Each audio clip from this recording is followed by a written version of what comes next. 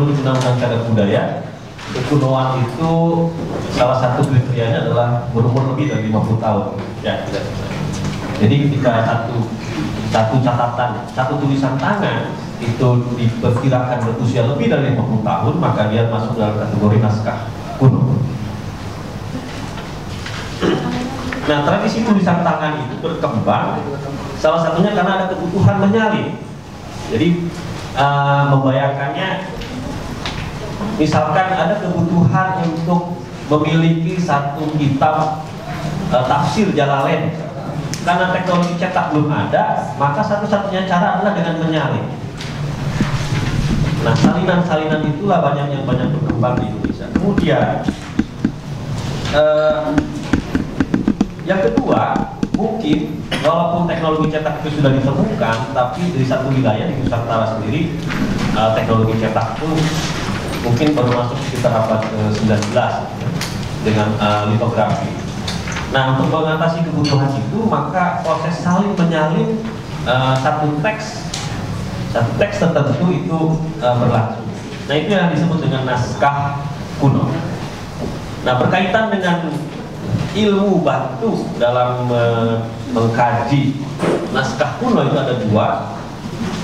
Yang pertama itu adalah kodikologi, yang ilmu yang meneliti fisik naskahnya.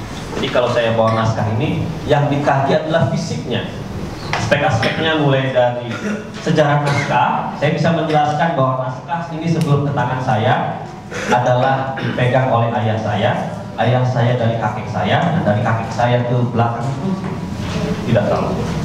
Nah, pentingnya sejarah naskah ini salah satunya adalah ketika ditemukan naskah-naskah, walaupun naskah-naskah itu hanya berada di perpustakaan satu kesultanan, tetapi ketika kita tahu sejarah riwayat naskah itu, hal itu menunjukkan bahwa satu, bahwa tradisi keilmuan keislaman di Kesultanan Banten sudah berlangsung dengan sangat baik. Buktinya apa? Ditemukan ratusan naskah-naskah keagamaan dari Kesultanan Banten. Itu baru aspek fisiknya saja. Adanya satu naskah atau beberapa ratus naskah dalam satu tempat itu menunjukkan bahwa tradisi keilmuan tertentu sudah hidup di situ. Itu pentingnya sejarah naskah. Skriptorium itu adalah lokus, tempat di mana naskah itu disalin atau bahkan ditulis. Nah, saya belum bisa mengatakan apakah Banten itu salah satu skriptorium. Ya, saya tidak bisa mengatakan itu karena butuh kajian yang mendalam untuk menentukan apakah satu wilayah itu adalah satu skriptorium. Kalau Aceh konon bisa dikatakan satu wilayah skriptorium karena memang banyak naskah-naskah yang diproduksi di Aceh, di Kesultanan Aceh. Kemudian katalog naskah, perdagangan dan persewaan naskah. Kalau bicara naskah Pangeran Wangsakerta itu salah satunya diperoleh beli dengan membeli di satu tempat loahan gitu ya. Itu adalah wilayah kodikologi. Kemudian bahan naskah, apakah kertasnya kertas Eropa? Kertas Eropa karena memang diimpor dari Eropa. Apakah kertas lokal dan luar? Kemudian covernya, apakah dari kulit hewan, karton tebal atau lain sebagainya? Itu aspek fisiknya.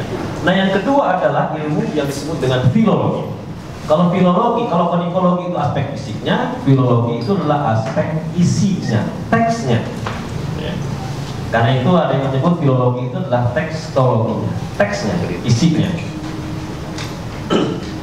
Isinya itu adalah karena naskah itu adalah muncul lewat proses salin menyalin. Bayangkan dulu tidak ada listrik, dalam proses menyalinnya hanya pakai lampu kompor. Nah, mungkin dia lupa kasih titik itu nun, atau dia lupa sebenarnya harusnya nun tapi titiknya di bawah. Kemudian ada yang hilang satu huruf, ada yang hilang satu kata. Itu dalam proses penyalinannya. Nah, filologi bertugas untuk menampilkan satu edisi teks yang lengkap. Lewat apa? Mengumpulkan beberapa. Saya kira itu teknis sekali. Kemudian membongkar makna teks dan konteks yang melingkupi. Misalkan ini ada naskah, ini satu naskah tapi isinya lebih dari 15 teks. Ada teks tebus, ada teks tasawuf dan sebagainya. Nah, sebetulnya seberapa kaya sih koleksi atau seberapa kaya khazanah manuskrip atau naskah kuno kita itu? Nah, saya merujuk pada buku induk gitu ya, judulnya Khazanah Naskah, Panduan Koleksi Naskah-Naskah Indonesia Sedunia, yang ditulis oleh Om Lee Shambeloa dan Oman Fathur-Rahman tahun 99. Nah, dia mencatat pertama, naskah-naskah Nusantara itu di samping disimpan di Indonesia, disimpan juga atau dapat ditemukan di Afrika Selatan, Amerika Serikat, Australia, Austria, Belanda, Belgia, Brunei, Ceko, Denmark, Hungaria, India, Inggris, Irlandia, Italia, Jepang, Jerman, Kanada, Malaysia, Norwegia, Polandia, Portugal, Prancis, Rusia, Selandia Baru, Singapura, Spanyol, Swedia, Swiss, Thailand, dan Vatikan.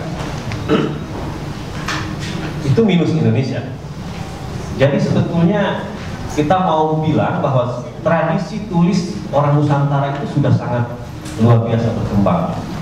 Dibuktikan dengan koleksinya itu yang tersebar di seluruh dunia ribuan.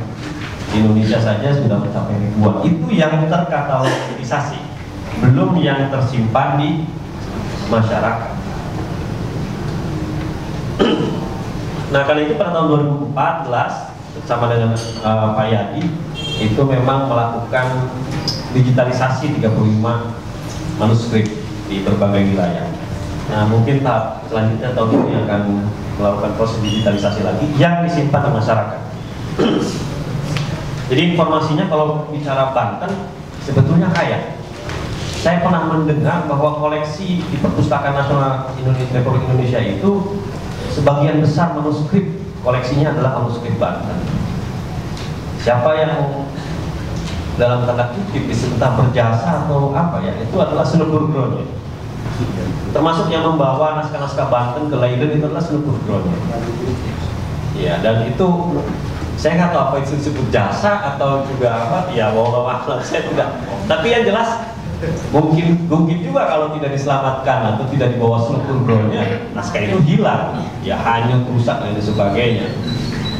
Jadi kita patut berterima kasih juga kalian ke Sunan Gurgronya daripada dibawa bangsa Mongol. Nah, kata informasi ini saya maknai bukan cuma teksnya saja, tetapi aspek fisiknya juga itu adalah satu informasi penting. Nah, karena itu saya mencatat beberapa hal ini. Apa yang disebut dengan informasi dalam naskah kuno itu, pertama, naskah sebagai benda purbakala ini adalah artefak yang dikaji dari sudut kodikologi tadi yang sudah saya sampaikan. Kemudian dari aspek kodikologi saja sebetulnya banyak hal ya, seperti ada teknologi pembuatan kertas, teknologi penjilidan, kemudian penggunaan tinta, pena dan lain sebagainya, itu adalah bagian dari aspek kepurbakalaannya.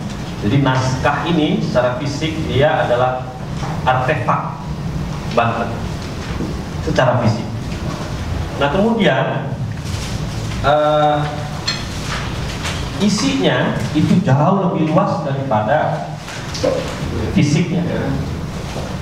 Jadi kira-kira selama ini beberapa tempat atau beberapa masyarakat memperlakukan manuskrip sebagai benda keramat, sehingga kita tidak diperkenankan untuk mengakses itu. Kalau mau mengakses, maharnya kadang luar biasa mahal untuk membuka satu artefak sejarah.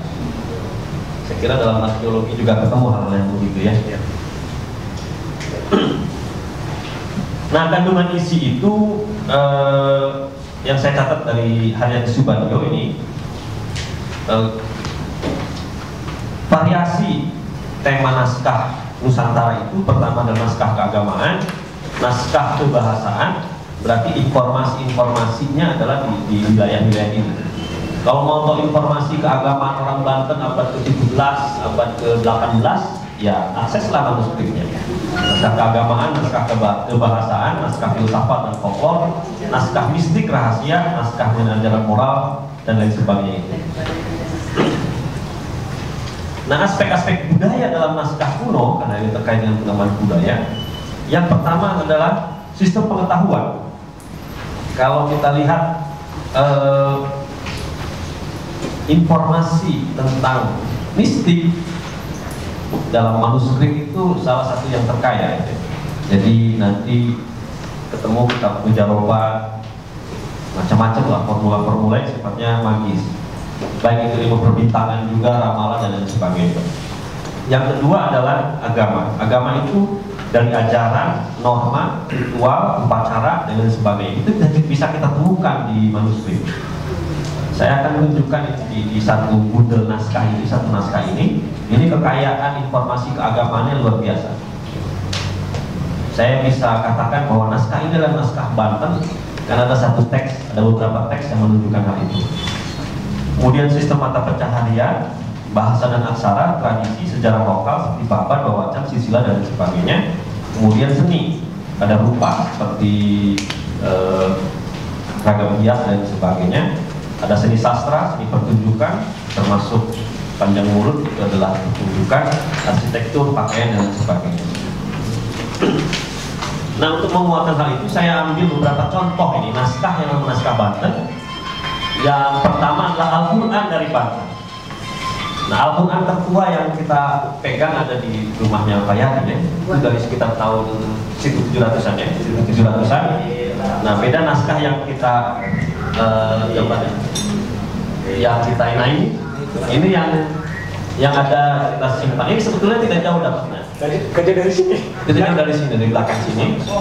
Dan ini lengkap dengan tepi dan penutup kainnya.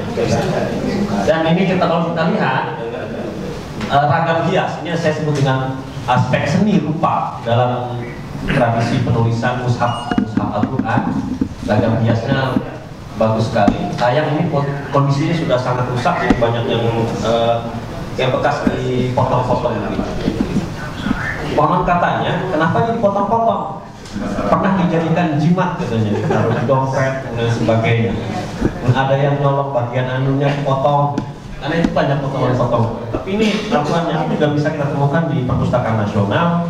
Itu salah satunya yang dipakai Mushaf Al-Bantan yang sekarang itu kita foto dari Perpustakaan Nasional yang menjadi hiasan di Mushaf Al-Bantan saat ini. Di makam Maulana Yusuf, saya memang iluminasinya ragam hiasnya tidak sekaya Quran yang ini. Kemudian ada beberapa hal juga yang penting seperti tajwid. Ini ada tajwidnya, di Quran yang ada tajwidnya, ada variasi bacaan dan sebagainya. Itu Al-Quran dari kitab suci Al-Quran saja. Belum lagi Al-Quran yang terjemahannya bahasa lokal, bahasa Jawa, bahasa Sunda. Itu informasi yang kaya sekali. Jadi kalau mau tahu bahasa Jawa Banten tahun 1700, 1800-an ya harus mengakses manuskrip.